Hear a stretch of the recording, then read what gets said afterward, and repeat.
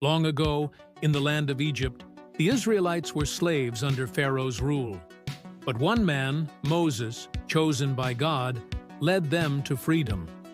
After a series of miracles, Pharaoh finally let them go. Now, they march towards a new life. But their journey is far from over. But Pharaoh had a change of heart. He couldn't let his slaves go so easily. So, he gathered his army, hundreds of soldiers, powerful horses, and mighty chariots, and raced after them. The Israelites, trapped between Pharaoh's army and the vast Red Sea, panicked. They turned to Moses, crying out, "Why did you bring us here? We are doomed. Was it because there were no graves in Egypt that you brought us to the desert to die? It would have been better for us to serve the Egyptians than to die in the desert." Moses answered the people, "Do not be afraid. Stand firm, and you will see the deliverance the Lord will bring you today. The Egyptians you see today, you will never see again.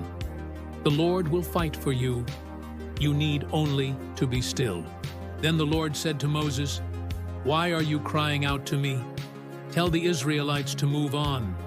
Raise your staff and stretch out your hand over the sea to divide the water so that the Israelites can go through the sea on dry ground."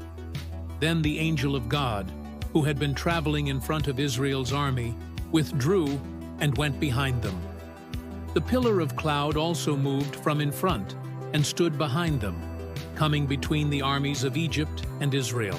And then, a miracle. Moses stretched out his hand over the sea, and all that night the Lord drove the sea back with a strong east wind and turned it into dry land. The waters were divided, and the Israelites went through the sea on dry ground, with a wall of water on their right and on their left.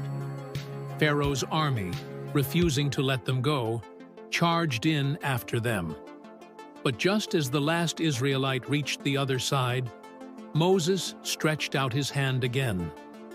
The sea closed, swallowing the entire army of Pharaoh that had followed the Israelites into the sea. Not one of them survived. And when the Israelites saw the mighty hand of the Lord displayed against the Egyptians, the people feared the Lord and put their trust in him and in Moses, his servant. They were free, truly free. And they knew God had saved them. This story is more than an escape. It's a reminder. Even in the darkest moments, when all seems lost, faith can lead to miracles. And freedom is worth the journey.